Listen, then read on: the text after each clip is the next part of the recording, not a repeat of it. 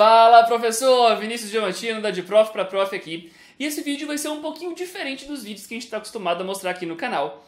Dessa vez, ao invés de ser um vídeo onde eu fico falando um monte de informações, dessa vez a gente vai mostrar alguns melhores momentos, porque foi quase tudo o melhor momento. Então a gente vai mostrar alguns melhores momentos das palestras que a gente teve lá no COP, lá no Congresso Online para Professores Particulares, que aconteceu de 1 a 7 de outubro aqui de 2018, ok? Se você estiver assistindo esse vídeo ainda em outubro de 2018, ainda é possível que você adquira o acesso ouro, que é o acesso a todas as gravações das 21 palestras que rolaram lá no Congresso. Caso você esteja assistindo esse vídeo depois de outubro de 2018, então aí já não vai ter mais a opção para você fazer a compra do Congresso, infelizmente já passou, mas fique muito de olho em todos os canais de comunicação da De Prof para Prof, porque em outubro do ano que vem, em outubro de 2019, nós teremos uma nova versão, a segunda versão do COP. E é com muita alegria que eu quero compartilhar com vocês que nós tivemos mais de 1.200, yay! Batemos 1.200 inscritos gratuitos no nosso congresso e já dezenas de compras do acesso pago concluídas também. Beleza? Então, pessoal, olha, muito obrigado por ter comprado a ideia, por ter se registrado, por ter ido lá assistido as palestras e comentado com as pessoas ao vivo. E caso você não conseguiu, tem ainda o acesso pago até no finalzinho de outubro, né? Até dia 31 de outubro de 2018, para que você consiga comprar e assistir todas as palestras até o final. Beleza? Bom, então deixa eu sair aqui do vídeo e partiu assistir os melhores momentos do COP 2018.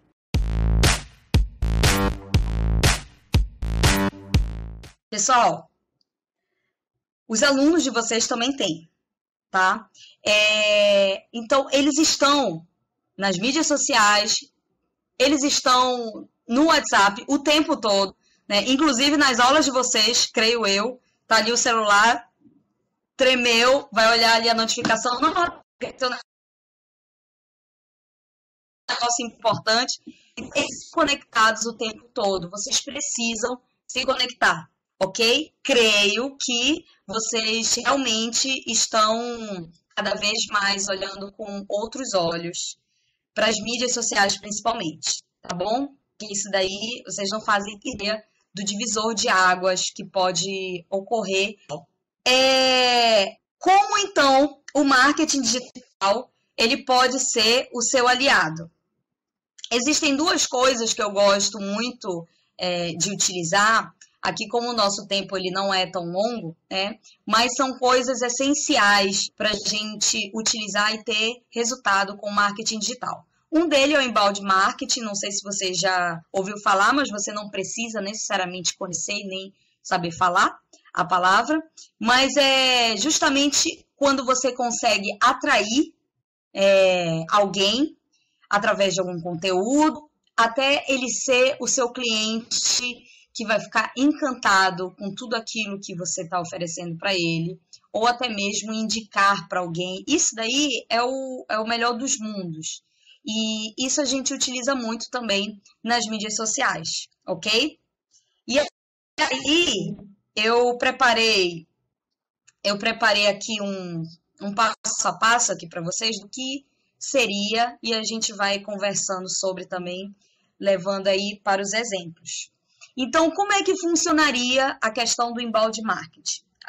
Primeiramente, você vai atrair, né, você vai começar a gerar tráfego para algum lugar que você vai levar, seja para o Instagram, através de conteúdo, tá? Isso é muito importante. E aí eu quero que eu vou até respirar um pouquinho para vocês anotarem o que eu vou falar. Nesse momento da atração, como é que eu vou atrair, Adriana, alguém nas mídias sociais?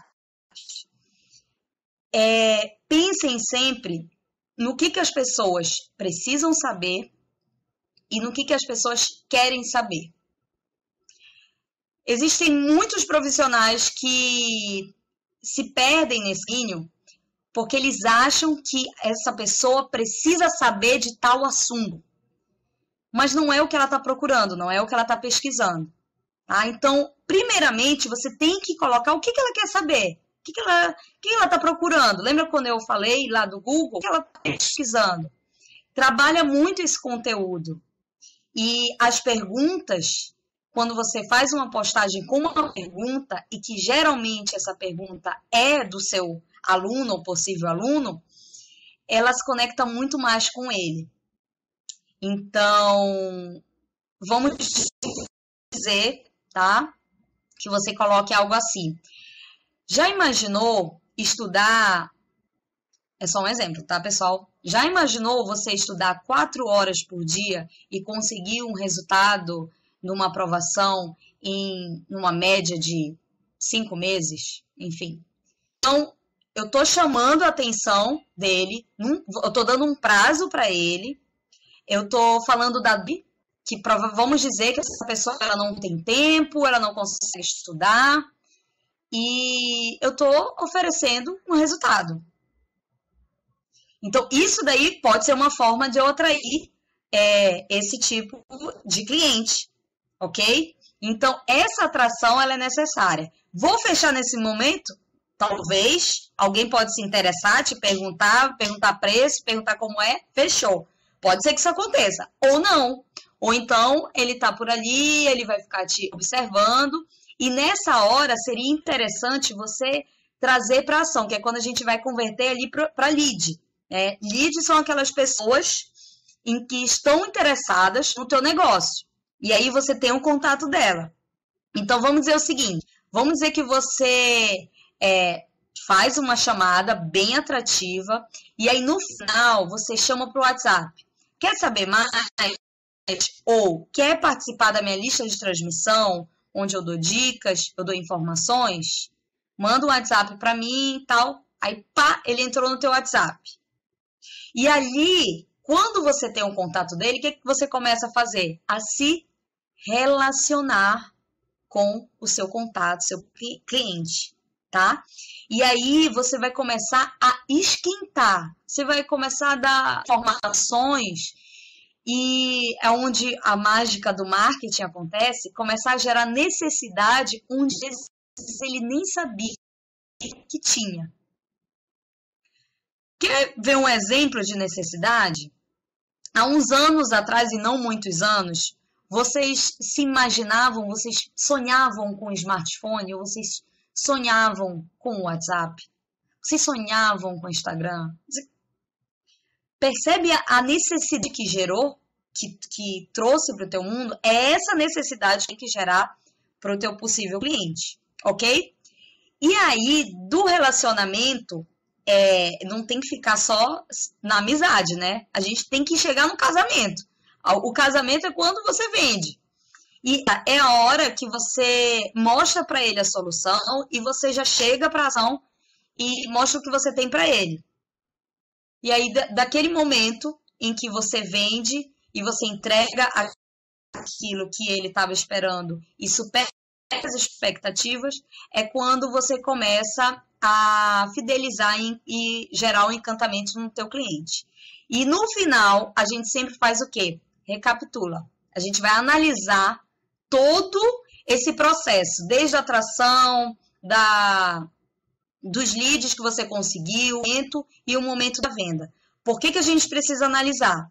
A gente precisa verificar sempre como foi esse processo para corrigir alguns erros ou até mesmo guardar aquela fórmula maravilhosa que você achou para utilizar em momentos oportunos.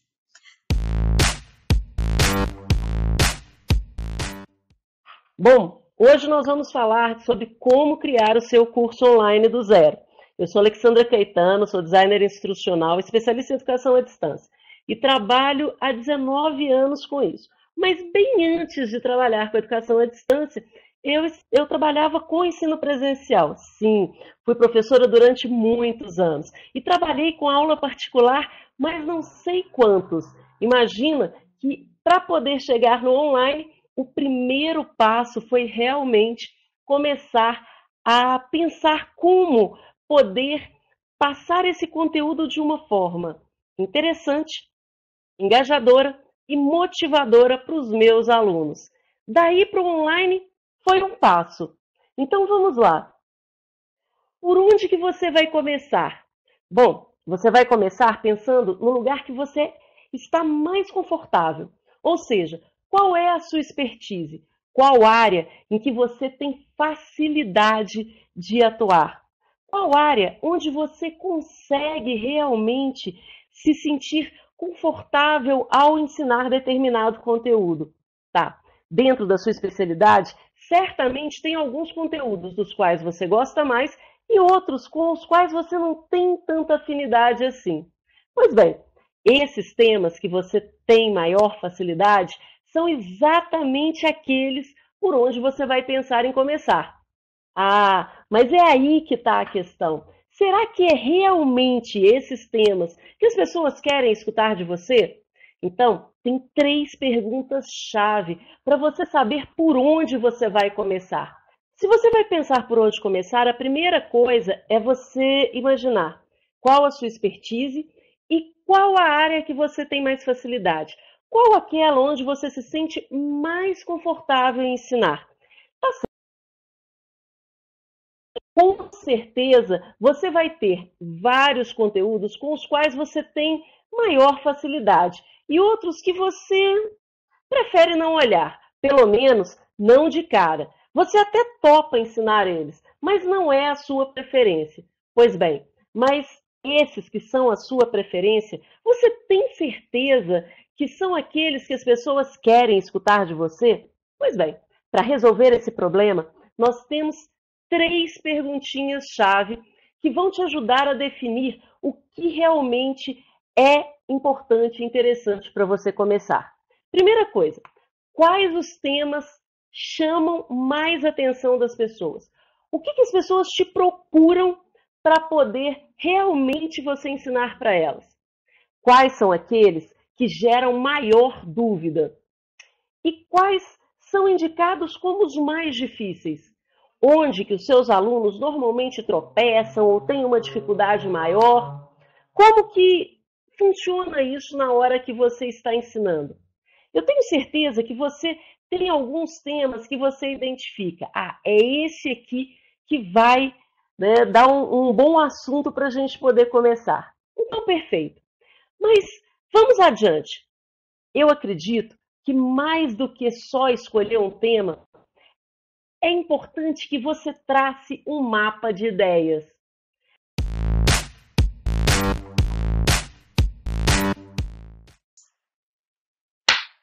Dica número 6. Também com Google Slides.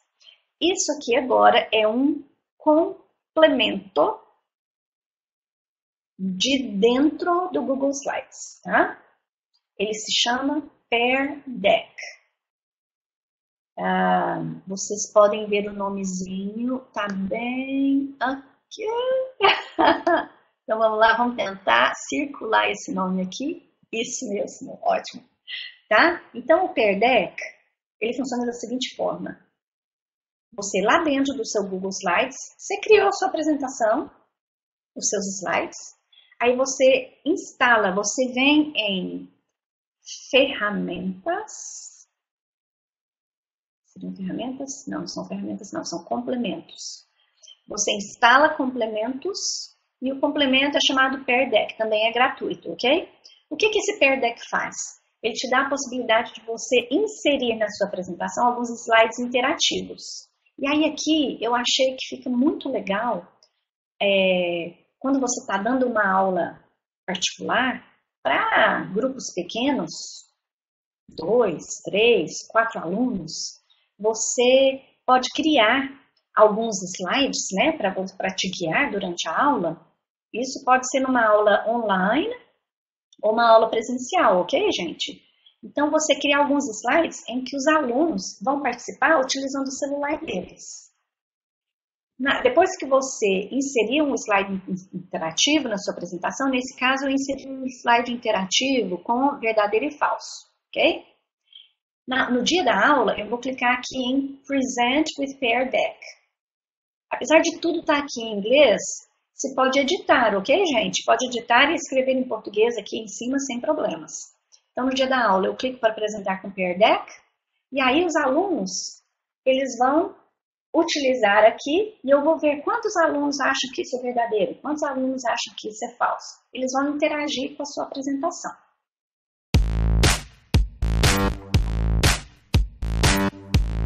a nossa secreção no trato vocal. Algumas recomendações aqui gerais com os cuidados, né, com a voz.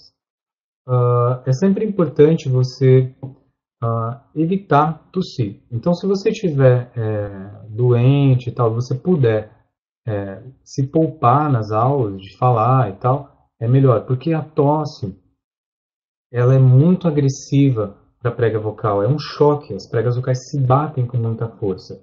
Então, é muito mais fácil de você perder a qualidade vocal durante um período desses. Então, vamos supor que você está com muita tosse. Se você puder ficar em casa, pelo menos nos dias onde a coisa estiver mais grave, né, procurar um médico sempre, né, um otorrino, é o ideal. Porque vamos supor que você tem uma carga grande de aulas e você está com tosse. Então, você vai fazer a competição sonora lá e vai ficar ainda tossindo.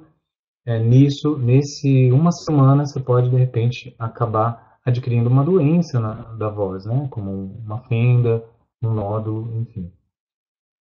Fazer sempre um acompanhamento com o otorrino, né? É uma coisa fundamental. Uma fono tem um acompanhamento, porque a qualidade da sua saúde vocal vai se refletir também na qualidade das suas aulas, né?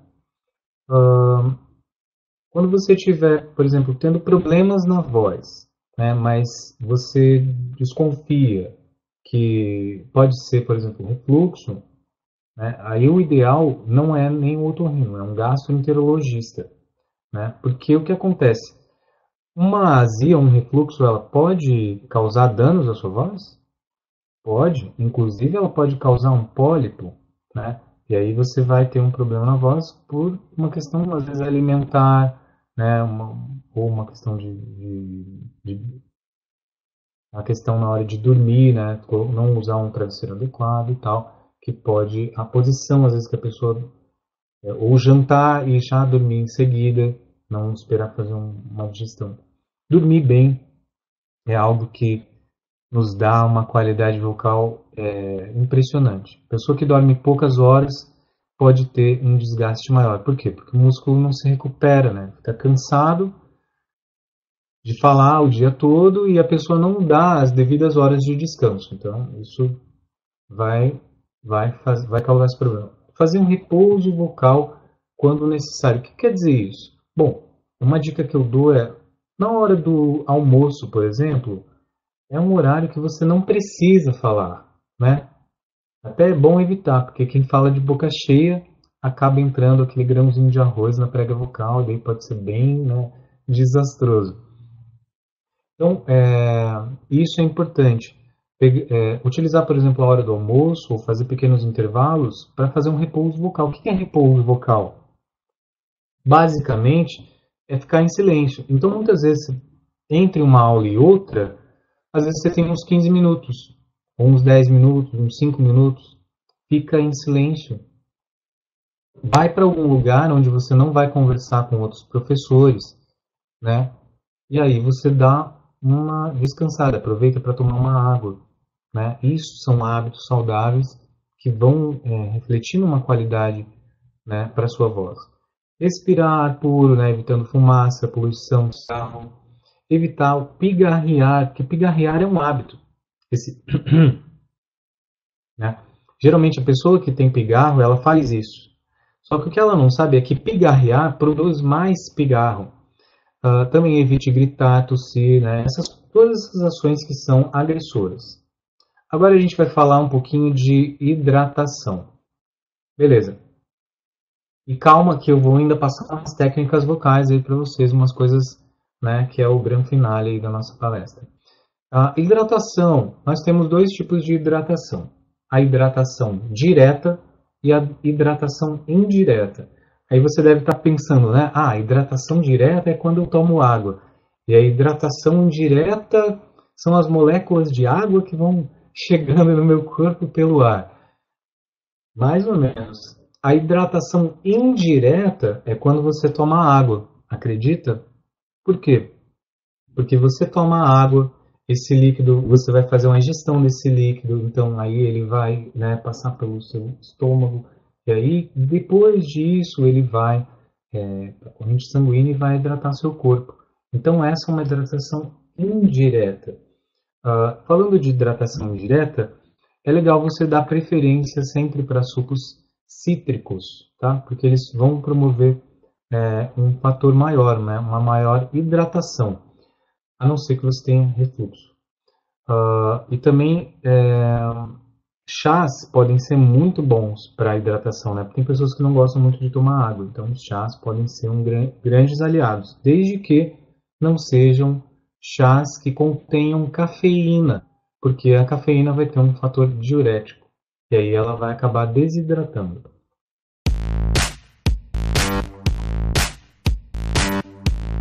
Então, a primeira coisa para a qual eu quero chamar a sua atenção é a diferença entre a aprendizagem da escola e a aprendizagem da vida. Na aprendizagem da escola, a gente primeiro recebe as lições e depois passa pela prova. E na vida é exatamente o contrário. Primeiro a gente passa pela prova e é dela que tira as lições. Então, a primeira coisa que eu quero deixar registrada aqui para você é a neurociência. Quando a gente fala de neurociência aplicada à aprendizagem, ela não inventou nada. Ela observou como a nossa neurologia funciona. Eu vou te contar desde já que cérebro e sistema nervoso são um e a mesma coisa. Então, como a nossa neurologia funciona para aprender, esse universo é enorme. O que vai acontecer, na verdade, é que eu elegi algumas coisas para te contar. Eu acho que são bons primeiros passos. E então é isso. A neuroaprendizagem parte do princípio que você metabolizou, você vivenciou uma experiência e então o cérebro vai juntar essa experiência a um conceito ou a uma teoria. É possível então também que aqui eu te peça para fazer algumas coisas, mas que possível, é certeza. E então eu vou pedir que você faça essas coisas aí para você poder juntar depois essa experiência vivida com o conceito ou a teoria que eu elegi te entregar nesses minutos que a gente vai estar junto, tá bom? Então, a primeira forma de pensar é a que ele chama de bottom-up. E aqui eu vou te mostrar uma coisa. Você está vendo aqui onde eu estou iluminando uma área circundada de lilás. Esse é o sistema tálamo cortical. Essa circundada em amarelo é o sistema límbico hipotalâmico. Essa circundada em vermelho é o sistema troncoencefálico. Quando o Kahneman fala de top-down ou sistema lento, ele está dizendo o seguinte: eu vou começar aqui nessa área maior. Esse não é muito bom, não. Esse aqui é melhor para a gente agora.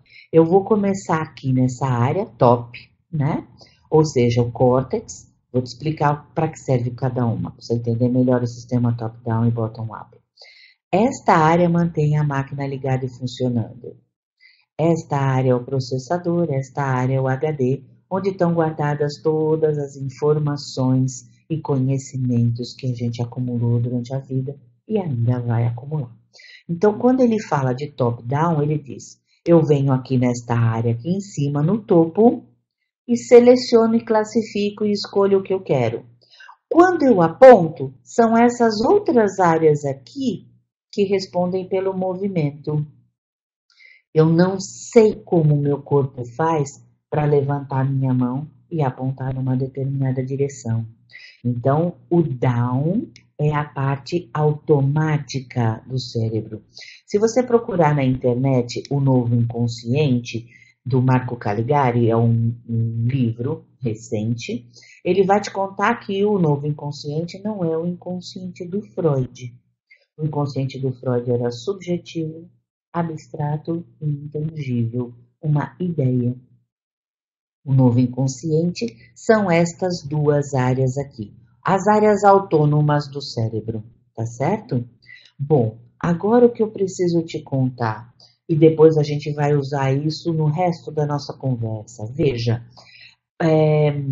estas áreas autônomas do cérebro, elas operam em 95% do tempo e também são responsáveis por 95%. Elas operam 100% do tempo, quero dizer, quando a gente tem um comportamento aqui fora, 95% do tempo esse comportamento, e das vezes, esse comportamento é do tipo bottom-up, ou seja, da área inconsciente ou automática para a área consciente ou racional. Quando a gente fala em processos de ensino-aprendizagem, o que a gente está querendo é que as pessoas retenham a informação ou conhecimento aqui nessa área. Mas depois a gente também vai falar sobre isso de informação e conhecimento do ponto de vista da neurociência, tá certo? Por agora, você não pode não ler a palavra porque ela vem das áreas autônomas para a área racional. Primeiro você faz, depois você se dá conta que fez.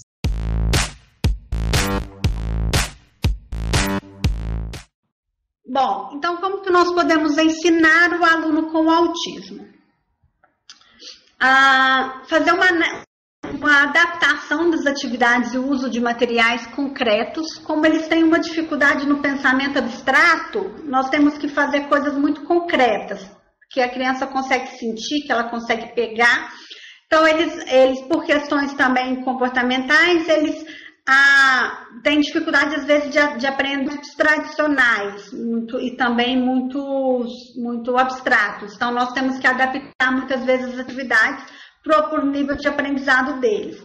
Trabalhar com o lúdico, trabalhar com atividades sensoriais, trabalhar com materiais concretos, onde a criança pode tocar, sentir, e utilizar recursos visuais e pistas visuais, porque eles são muito mais visuais do que auditivos. Quando eu falo em pistas visuais, eu falo disso, né? Então, é muito mais fácil ele lembrar de uma regra no ambiente quando ele visualiza essa regra. Então, a gente trabalhar com cartinhas visuais ajuda muito. Então, passos para a criança acalmar, o que é o combinado naquela tarefa, naquele dia de aula, ele saber expressar os sentimentos dele, colocar regras, então ele tem que ficar sentado, não pode ficar levantando, ou ter uma cartinha onde ele vai solicitar um tempo para ele levantar. Enfim. As atividades, elas são planejadas com todos os objetivos, tanto de lidar com as questões comportamentais, como com o aspecto socioemocional, afetivo, com às vezes criar momentos também de grupo, apesar de ser uma aula particular, você pode criar momentos de grupo, e um trabalho pedagógico, onde você vai trabalhar com aqueles conhecimentos acadêmicos para o desenvolvimento do aprendizado.